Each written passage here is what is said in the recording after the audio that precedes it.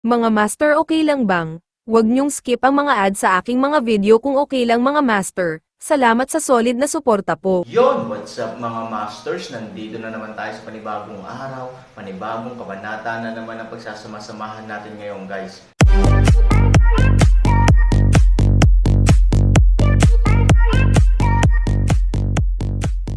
Bali mga masters, kung bago ka pa lang po sa aking YouTube channel, please click the subscribe button, lalong-lalo na po yung notification bell guys, para maging connected pa rin tayo sa isa't isa at maging updated kayo sa mga susunod ko pang video. Bali mga masters, bago natin umpisahan ng kwento ay mag-shoutout po muna tayo para sa mga solid nating tagapakinig. Shoutout kay Panday 2.0 at shoutout kay Darwin Robera. Yun na nga mga masters, no? Bali hindi na ito patagalin. In 3, 2, 1, let's go! Sabayan pa ng tawa ng kung sino, hindi nagtagal ay nakarating na ito sa tuktok. Pagkatapos nito, binuksan niya ang itaas na takip na may tunay na chi, at isang tao at isang halimaw ang sumugod palabas ng kalawakan at dumiretso sa latian. Sa oras na ito, ang latian ay isang piraso ng ulan. Ang isang malaking halaga ng tubig ay mabilis na sumangga sa mataas na temperatura ngayon lamang. Matapos mawala at lumamig ang apoy, ito ay nagiging water condensation at sa wakas ay nagsipilyo. Halos sa sandaling lumabas ang isang tao at isang hayop, bumuhos ang ulan sa kanila at sila ay huminga at umusok. Sa ganoong pangmatagalang kapaligiran, bagaman malinaw na naramdaman ng Aaron na ang temperatura sa espasyo ay angkop, malinaw na malayo ito sa temperatura sa labas. Ang ulan mula sa sirkulasyon ay lubos na nabawasan ang temperatura. Matapos ang isang buntong hininga, isang tao at isang hayop ang pumunta sa lungsod patungo sa koridor. Sa halos parehong oras, ang lungsod ng lupa na apoy sa lupa ay nagulat sa oras na ito, at pagkatapos ay puno ito ng hiyawan. Dahil noong labis silang natakot at naisip na ang lugar na ito ay lalamunan ng mataas na temperatura, ang lahat sa paligid nila ay biglang naging sobrang lamig. At least, mas malamig na ngayon kaysa dati. Sa makatuwid, kapag ang mga langgam ay dumaan sa yugto ng pag-iinit hanggang sa kamatayan, ang biglaang lamig ay nagpapasaya at tumatalon para dito. At sa loob ng palasyo sa oras na ito, ang reynang langgam at si Ivory ay naghihintay sa bahay, ngunit nakita nilang biglang kumatok ang pinto ng bulwagan. Pagkabukas ng pinto, walang naisip na mainit na hangin sa labas. Sa kabaligtaran, may mga pagsabog ng malamig na hangin na mas mababa kaysa sa panloob na hangin. Naguguluhan ito sa reyna langgam. Halos sabay na sumugod ang isang maliit na pinuno. Nakita ko na ang Panginoon ng lungsod. Why is it so urgent? Nasa labas, halatang narinig ng Queen Ant ang ingay ng tawanan sa labas at hindi napigil ang sumimangot. Panginoon, ang temperatura sa lungsod ay biglang bumaba ng husto. Ngayon ang mga tao ay nagsasaya para dito. Cool down. Bagamat nararamdaman ito ng reynang langgam, halatang nabigla siya nang marinig ang salitang, pero seryoso. Ang pagdaraya sa Panginoon ng lungsod ay isang malaking krimen. How dare your subordinate be presumptuous? Masayang sabi ng munting pinuno. Halatang masaya rin ang reyna langgam. May ngiti sa labi, tumingin siya sa labas ng hall. Ang kanyang pananabik ay hindi masabi, ha? Lumamig ang apoy ng lungsod ng lupa, at lumamig ang apoy ng lungsod ng lupa. Bigla siyang may naisip, mabangis niyang nilinggan si Ivory at nagmamadaling sinabi, Aaron, dapat ay nagtagumpay siya. Magtagumpay. Mabangis na tumayo si Ivory. Matagal nang inihaw ang lungsod ng duo. Kung hindi ito nalutas ng Aaron, paano ito biglang naging cool?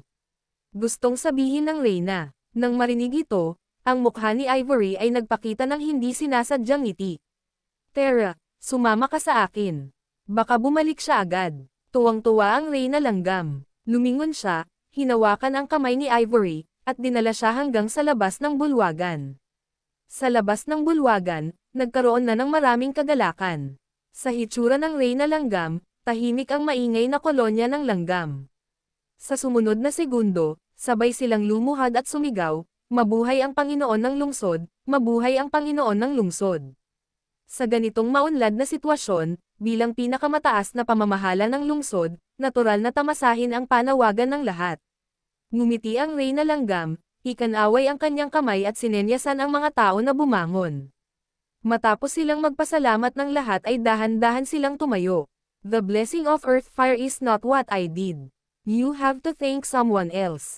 Kung hindi dahil sa kanya, naniniwala ako na ang lungsod ng Earthfire ay magpapatuloy sa dati nitong estado, kahit hanggang sa huling pagkawasak. Ngunit ganap na binago ng kanyang hitsura ang mga ito. Matagumpay niyang nakumbinsi ako at pinag-isipang muli ang aming kinabukasan. Dahil dito, pumayag ako sa kanyang kahilingan, at ginamit niya ang kanyang kakayahan upang baguhin ang aming sitwasyon sa pamumuhay. Ang nakaraan ng Earthfire City ay magiging isang bagay ng nakaraan, at ang init at tagtuyot ay sa wakas ay magpaalam na. Magpasalamat muna tayo sa asawa ng benefactor na si Ivory. Nang bumagsak ang mga salita, muling lumuhad ang lahat ng langgam at sabay-sabay na sumigaw, nagpapasalamat ang pamilya ng langgam kay Ivory, ang asawa ng benefactor. Nahiya si Ivory at ikan-away ang kanyang kamay. Bago siya magsalita, biglang tumangala ang Queen Ant sa Ancestral Hall. Doon, may liwanag at anino na lumalabas sa Ancestral Hall at diretsyong lumilipad dito. Mga tao, narito ang iyong benefactor. Ang mga salita ay nahulog, at ang mga langgam ay lumingon at sinundan ang kanyang mga mata. Sa ilalim ng atensyon ng publiko, mabilis na lumilipad ang Aaron Storytelling Channel sa YouTube. Benefactor. Kasabay nito, ang libo-libong langgam ay sabay-sabay na sumigaw, ang mga sound wave ay tumakip sa kalangitan, at ang momentum ay napakatalino. Ang Aaron ay parang diwata na lumilipad sa labas ng langit.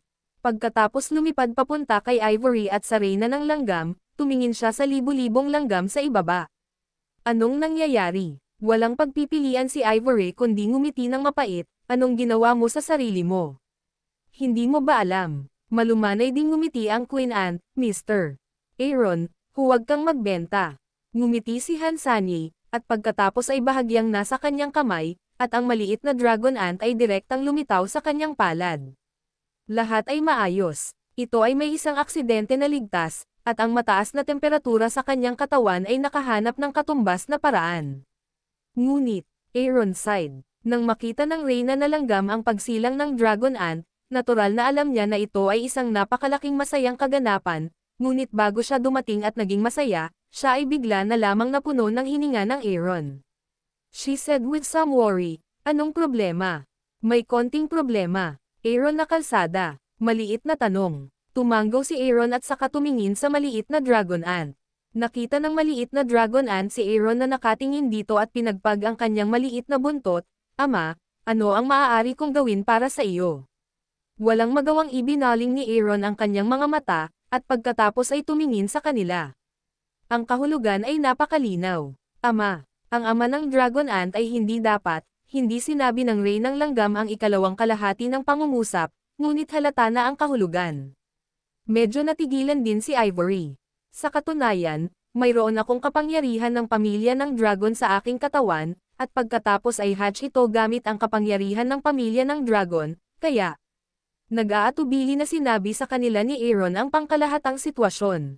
Matapos pakinggan ang mga salitang ito, ang reynang langgam ay tumanggo ng may pag-iisip.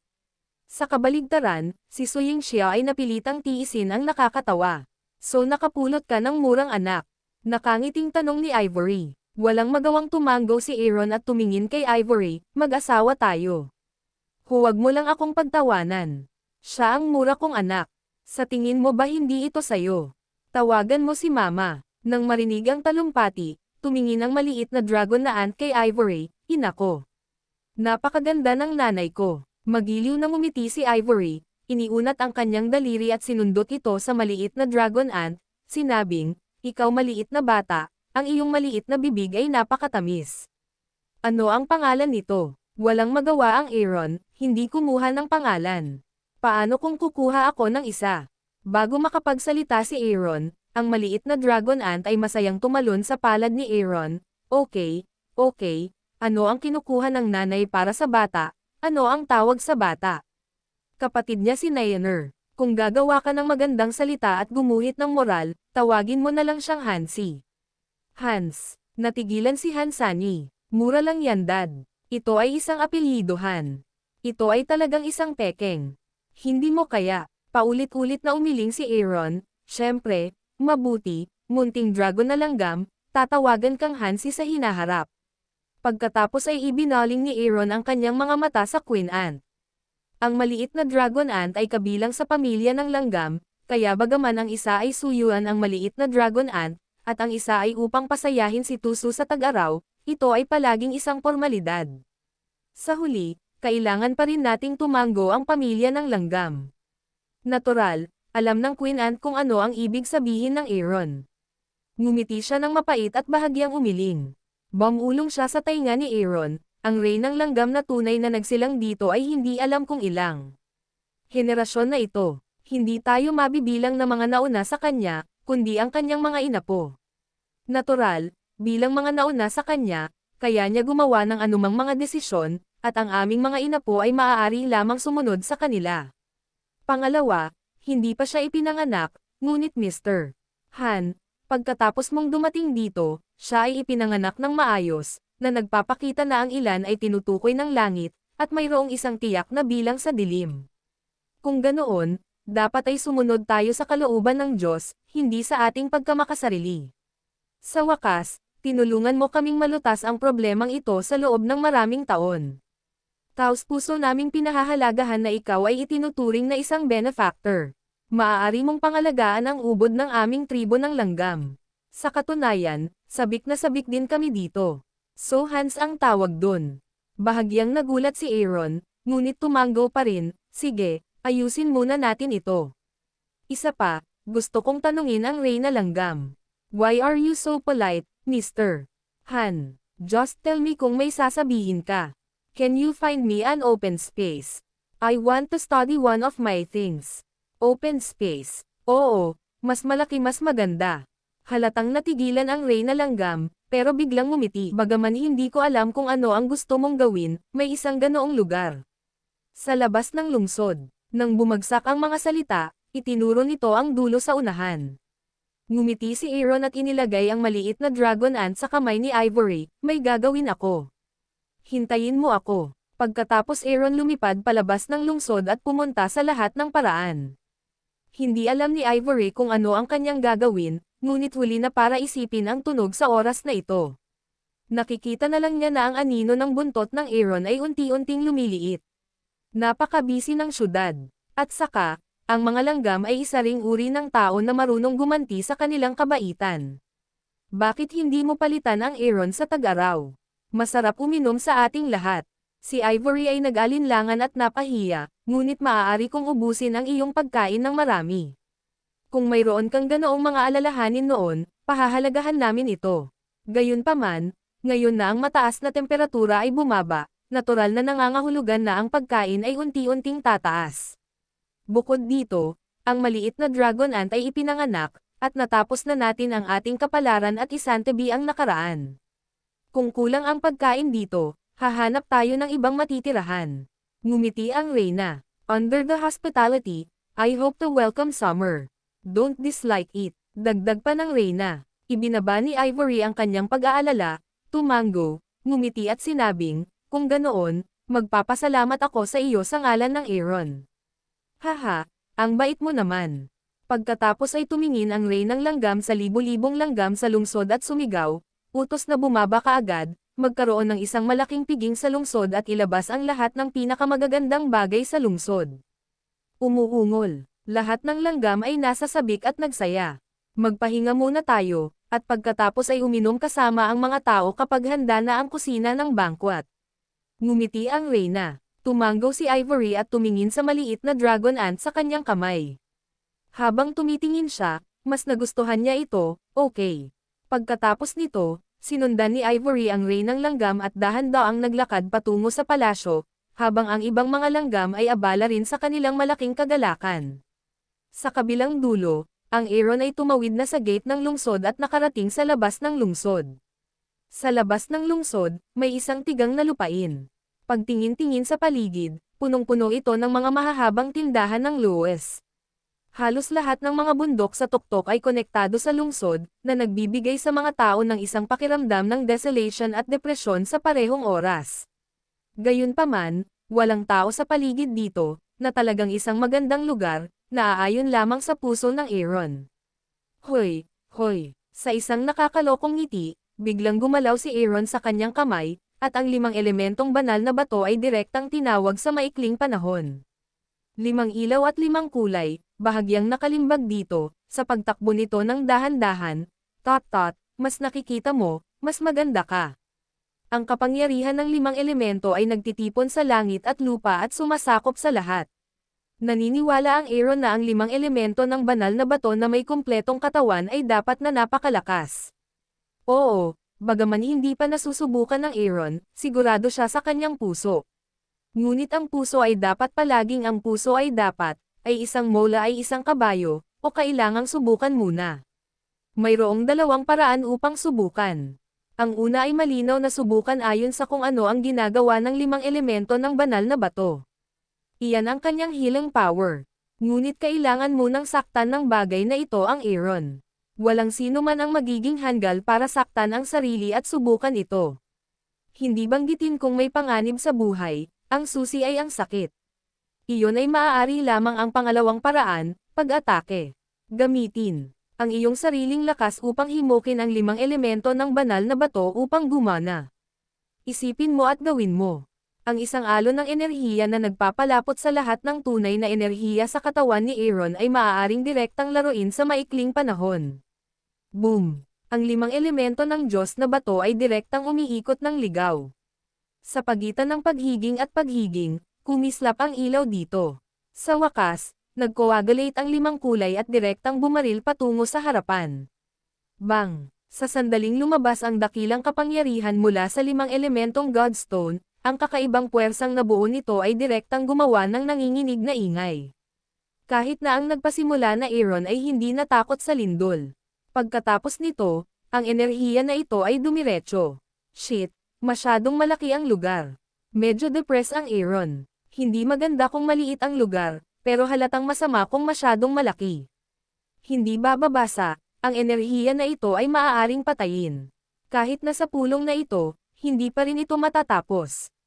Tuldok, sa makatuwid, kung nais mong subukan, ang epekto ay maaaring hindi masyadong maganda. Ngunit nang ang Aaron ay medyo nalulumbay, ang enerhiya sa wakas ay dumating sa ulo ng dahan-dahan. Yun na nga mga masters, no? Bali panibagong kabanata na naman yung natapos natin ngayong gabi. Muli, maraming salamat po talaga sa walang sawang suporta po sa aking YouTube channel na talagang inaabangan nyo po ang bawat upload ko po. Bali mga masters, magkita-kita ulit po tayo bukas ng gabi at ngayon po ay magpapaalam po muna tayo. Bali mga masters, bye-bye!